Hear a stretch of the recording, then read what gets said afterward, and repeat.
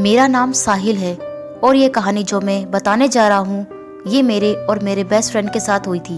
अपनी कहानी बताने से पहले मैं सिर्फ आपको अपने बारे में इतना ही बताऊंगा कि मैं उत्तर प्रदेश के एक छोटे से शहर से हूँ, लेकिन पिछले कुछ 7-8 सालों से मैं अपनी जॉब की वजह से दिल्ली में ही रह रहा हूँ। मैंने और मेरे बेस्ट फ्रेंड सुमित ने 2008 में अपना स्कूल खत्म किया था और उसके 1 साल बाद ही मैं दिल्ली आकर आगे की पढ़ाई करने लगा।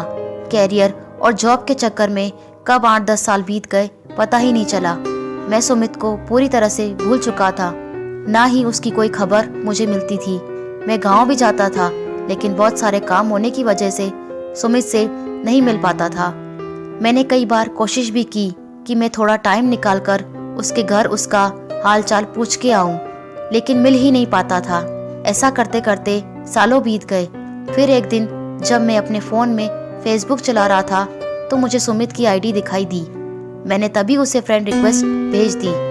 उसके बाद हम फेसबुक पर ही हंसी मजाक करने लगे। मैं बहुत खुश था, आखिर मुझे मेरा पुराना दोस्त जो मिल गया था।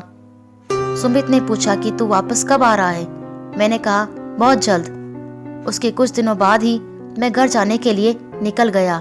घर आने के कुछ देर बाद सुमित भी मेरे घर आ गया। हम दोनों मिले और खूब सारी बातें की।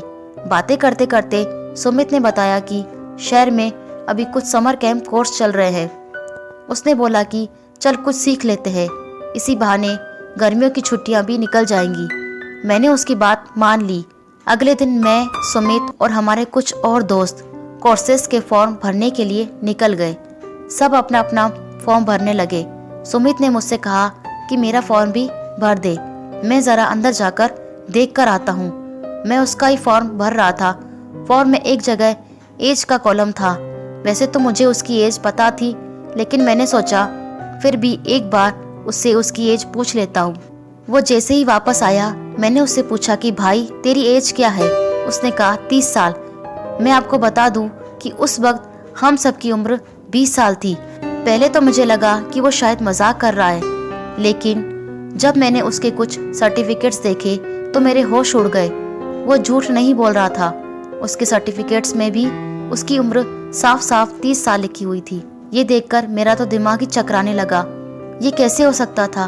खैर, उस वक्त मैंने उस बात पर ज़्यादा ध्यान नहीं दिया। उसके बाद हम सब दोस्तों ने घूमने जाने का प्लान बनाया। हमारे शहर में एक बहुत ही मशहूर किला है। हमने वहाँ जाने का प्लान बनाया। बताते हैं कि उस किले में एक ऐसा बाबा रहता है जिसका सिर उसके शरीर से अलग है और वो ध्यान साधना में रहता है। हम लोग उस बाबा को देखना चाहते थे। वो किला ज्यादा बड़ा तो नहीं था, किसी 5 मंजिल इमारत के जितना ही था, लेकिन बाहर से देखने में वो बहुत ही डरावना था। अंदर जाने से पहले ही मेरे बाकी के दोस्तों के चेहरे सफेद पड़ गए थे। उन्होंने अंदर जाने से साफ मना कर दिया और वहाँ से भाग गए। अब मैं और सुमित ही वहाँ थे। हम दोनों किले के अंदर चले गए। अंदर जाने के बाद हम दोनों किले की एक एक चीज को ध्यान से देखने लगे। किला अंदर से बिल्कुल खंडर था। मैं किले की फोटो लेने लगा, लेकिन तभी मैंने ध्यान दिया कि सुमित वहाँ नहीं है। मैं भाग भाग के उसको इधर उधर ढूंढने लगा, लेकिन वो कहीं नहीं था। आवाज भी लगाई, लेकिन कोई जवाब नहीं आया। वो तो जैसे वहाँ से एकदम से गायब ही हो गया था। उसका फोन भी स्विच ऑफ आ रहा था। मुझे लगा शायद वो मेरे साथ मजाक कर रहा है। मैं 2 घंटे वहीं उसका इंतजार करता रहा, लेकिन वो नहीं आया। पक्का कुछ गड़बड़ थी, ये कोई मजाक नहीं था। मुझे डर लगने लगा और मैं तेजी से सीढ़ियां उतर के वहां से भागने लगा। मैं भाग ही रहा था कि तभी मुझे एक कोने में वही बाबा बैठा दिखाई दिया। उसका सिर उसके सिर से बिल्कुल अलग था। उसने अपना सिर जमीन पर रखा हुआ था। वो देखकर मैं बहुत ज्यादा डर गया कि कोई कैसे अपने कटे हुए सिर के साथ जिंदा रह सकता है। मुझे लगा ये पक्का कोई भूत है। मैं बस चुपचाप वहां से भाग जाना चाहता था। तभी मुझे सुमित का ख्याल आया। मुझे यकीन था कि सुमित को जरूर इसी बाबा ने ही गायब किया है। देखने में वो बाबा बिल्कुल किसी इंसान की तरह ही ध्यान लगा के बैठा हुआ था। मैं किसी तरह हिम्मत करके उसके पास गया और उससे बोला, मेरा दोस्त कहाँ है?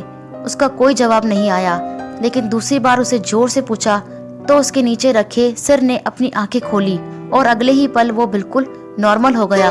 उसका सिर उसके शरीर पर आ चुका था। अब मुझे यकीन हो गया था कि ये कोई भूत नहीं है, बल्कि कोई साधु ही है। मैंने उसको बताया कि मेरा एक दोस्त यहाँ मेरे साथ आया था, लेकिन अचानक पता नहीं कहाँ गायब हो गया। मेरी बात सुनते ही वो न जाने क्यों अचानक से गुस्सा हो गया। उसने मुझसे कहा कि तुम ये किसको साथ लेकर आए थे?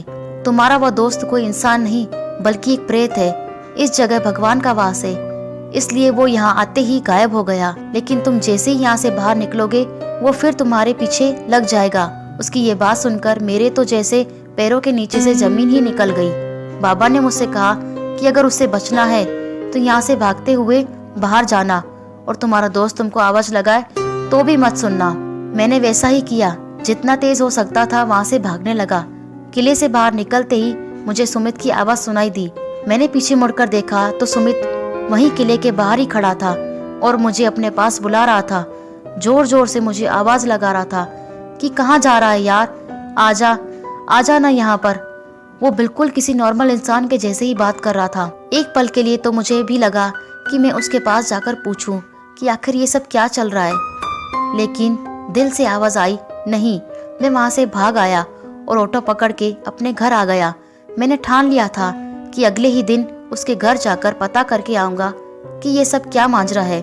मैं सुमित के घर पहुंचा तो उसकी माँ ने बताया कि सुमित तो कई साल पहले एक कार एक्सीडेंट में मारा जा चुका है। जब वो मरा तब वो 25 साल का था, तभी उसकी मौत हो गई थी।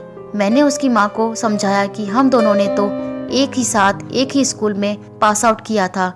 तब हम दोनों की एज 14 साल थी, तो वो 25 साल की एज में कैसे मरा, जबकि मेरी एज तो अभी 20 साल ही है। लेकिन उसके घर वाले बस यही रट लगाए हुए थे कि सुमित पहले से ही मुझसे उम्र में बड़ा था, लेकिन मुझे अच्छी तरह से पता था कि हमारी एज सेम ही थी। 1-2 साल का फर्क हो तो मैं मान सकता हूँ, लेकिन 10 साल का फर्क होना बिल्कुल इम्पॉसिबल था। ये बात आज तक मेरी समझ से बाहर है। आई होप कि आपको ये वीडियो अच्छी लगी होगी।